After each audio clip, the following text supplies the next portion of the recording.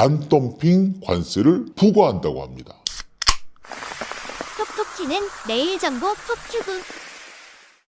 톡톡 튀는 매일 정보 톡튜브입니다. 요즘은 여기저기서 관세와 관련한 이슈가 많이 나오는 것 같습니다. 미 한국 시간 3일 오전 5시 상호관세 발표, 관세 정쟁 글로벌 확대, 관세 직격탄 철강, 자동차 구하기, 댈러스, 멕시코시티의 거점 무역관 설치, 이러한 기사들이 최근 많이 보입니다. 트럼프 2기 미국에서부터 시작된 관세 전쟁, 자동차 관세, 상호 관세 등등 관세와 관련한 다양한 내용과 소식이 이제는 거의 매일 나오는 것이 사실입니다. 저희 채널에서도 이미 말씀드린 적이 있었는데요. 정말 이게 총만 안 들었지 전쟁입니다. 전쟁. 그런데 갑자기 이 뭐야 이건? 이런 느낌으로 관세 관련 이슈가 하나 더 나왔습니다. 베트남 정부는 현지 시간으로 지난 1일부터 한국과 중국산 아연 도금 강판 등 베트남으로 수입되는 도금 강판 일부 제품에 대해서 15.67에서 37.13%에 달하는 잠정 반덤핑 관세를 부과한다고 합니다. 한국산 제품에는 15.67%를, 중국산 제품에는 최대 37.13%를 적용합니다. 헐, 이게 무슨 일인가요?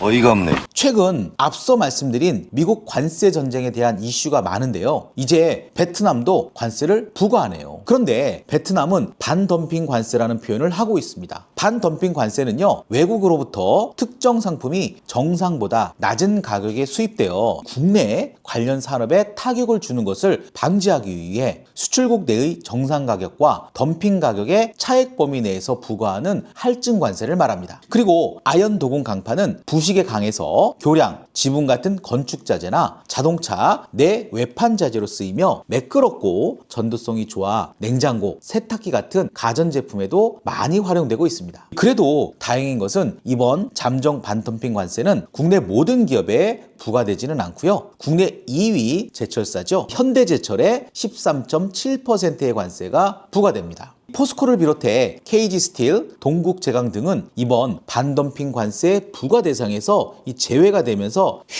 이 한숨을 돌렸습니다. 일부 다행이기는 하나 이 현대제철의 입장에서는 왜 나만 갖고 그래? 와 같은 억울함이 있을 것도 같습니다. 현대제철은 현대차그룹 계열사입니다. 현대차그룹이 미국에서도 관세 폭탄을 맞고 베트남에서도 관세 폭탄을 맞았네요. 즉 설상, 가상인 셈입니다. 이 베트남 산업통상부는 앞서 말씀드렸듯이 한국산 제품에는 15.67%의 관세를, 그리고 중국산 제품에는 최대 31.13%의 반덤핑 관세를 잠정 적용한다고 합니다. 이번 결정은 공고일로부터 10월 후에 발효되며 적용 기간은 발효일로부터 120일입니다. 이번 조치는 베트남에서 올해 들어 철강 제품에 대해 적용한 두 번째 반덤핑 관세 결정입니다. 앞서 지난 2월 21일 베트남 철강 기업인 호아팟 그룹과 포르모사의 제소에 따라서 인도 및 중국산 열간 아변 강판 제품에 대해 19.3에서 27.8%의 반덤핑 관세를 부과하기로 결정했었습니다.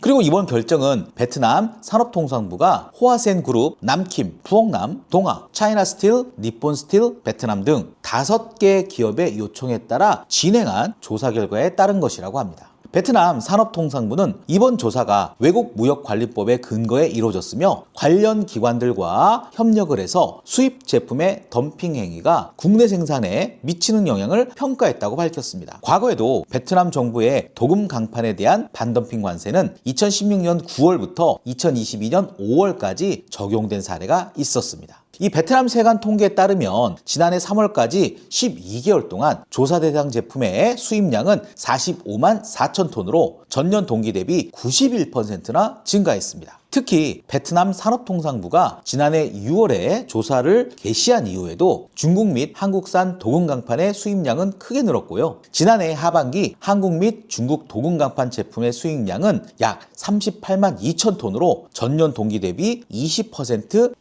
증가한 수치입니다. 이에 베트남 산업통상부는 도금 강판의 급격한 수입 증가로 인한 베트남 국내 산업 피해를 방지하기 위해 잠정 반덤핑 조치를 적용하기로 결정한 것이라고 합니다. 베트남 철강업계는 이번 조치로 인해 베트남 최대 철강 기업 중 하나인 호아센 그룹이 가장 큰 수혜를 입을 것으로 예상하고 있습니다. 참고로 호아센 그룹은 베트남 도금 간판 시장에서 약 27.6%의 점유율로 자국 내 1위를 차지하고 있습니다. 요즘 현대제철에 대한 이슈가 많은 것 같습니다. 미국이 철강에 부과한 25% 관세, 그리고 이번 베트남의 반덤핑 관세, 여러 가지로 이 어려운 그런 상황이 생긴 것 같습니다. 이번 베트남의 관세 부과는 어떤 영향이 있나요? 베트남뿐만 아니라 일단 관세가 부과되면 경제와 산업에 다양한 영향을 미칠 수 있습니다. 주요 영향 몇 가지를 살펴보겠습니다. 수출 경쟁력 약화. 수출을 해야 하는 기업의 입장에서 관세가 부과되면 수출품의 가격이 상승하여 국제시장에서 경쟁력이 떨어질 수 있습니다. 이는 결국 수출 감소로 이어질 가능성이 있습니다.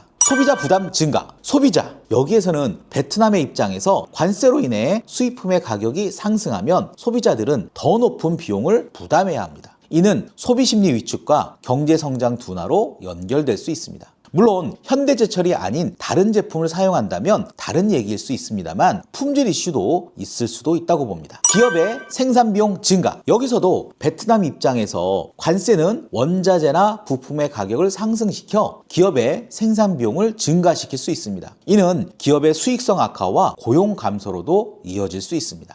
무역 보복 가능성. 저는 사실 이 부분이 중요할 수 있다고 봅니다. 관세 부과는 다른 국가들의 이 보복 관세를 유발할 수 있으며 이는 국제 무역량 감소와 글로벌 경제의 성장 둔화를 초래할 수 있습니다. 산업 구조 변화. 관세는 특정 산업을 보호하거나 육성하는 데 사용될 수 있지만 장기적으로는 산업 구조의 변화와 공급망 재편을 초래할 수도 있습니다. 그럼 왜 현대제철만 부과 대상인가요? 베트남 정부가 이 현대제철에만 반덤핑 관세를 부과한 이유는 조사 과정에서 현대제철의 제품이 베트남 내에 시장 가격보다 낮게 수입되었고 이로 인해 베트남 철강업체들이 매출과 고용에 피해를 입었다고 판단했기 때문입니다. 현대제철 반응은 어떤가요? 일단 보도 및 공식화된 내용을 중심으로 현대제철의 반응을 샥 살펴서 정리해 보겠습니다. 현대제철은 베트남 정부의 반덤핑 관세 부과에 대해 상당한 우려를 표명하며 이번 조치가 자사의 수출 경쟁력에 부정적인 영향을 미칠 것이라고 밝혔습니다. 특히 13.7%의 관세는 베트남 시장에서의 가격 경쟁력을 약화시키고 이로 인해 시장 점유율 감소와 수익성 악화를 초래할 수도 있다는 입장입니다. 현대제철은 이번 조치가 부당하다고 주장하며 베트남 정부와 협력을 모색하여 관세 조정이나 철회를 위한 대화를 시작할 계획이라고 전했습니다. 또한 장기적으로는 동남아 시장에서의 전략을 재검토하고 고부가 가치 제품으로 전환을 통해서 경쟁력을 강화하는 노력을 기울일 것으로 보입니다. 이와 함께 현대제철은 글로벌 보호무역주의 확산에 대비해 다른 시장으로의 수출 다변화와 기술 혁신을 통해 이번 위기를 극복하려는 의지를 보이고 있습니다. 오늘은 베트남 반덤핑 관세 부과 소식과 현대제철에 대한 영향과 반응까지 살펴보았습니다. 현대제철의 입장처럼 위기를 극복할 수 있는 현명한 대처와 전화위복이 있기를 기대해봅니다. 여러분은 계속되는 글로벌 관세 이슈 그리고 그에 따른 어떤 변화를 예상하시나요? 댓글로 여러분들의 의견을 많이 알려주세요. 톡튜브는 댓글 맛집이 될 수 있기를 희망합니다. 톡톡 튀는 매일 정보 톡튜브. 톡튜브는 매일 여러분들을 찾아갑니다. 구독과 좋아요를 꾹 눌러주세요. 자, 여러분 오늘도 톡튜브 하세요.